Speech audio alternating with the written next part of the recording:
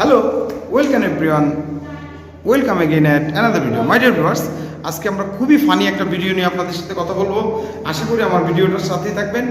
এবং if you want to learn English, if you want to develop your speaking style, then follow my video, follow my page and put your comment.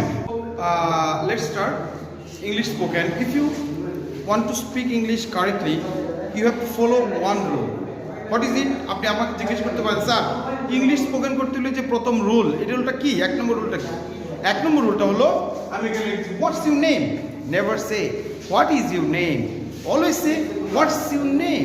And এটার উত্তর কি হবে? কেউ কেউ উত্তর দিবে মাই নেম ইজ রাসেল। কয়বারে বলেছেন? 4 বারে বলছেন।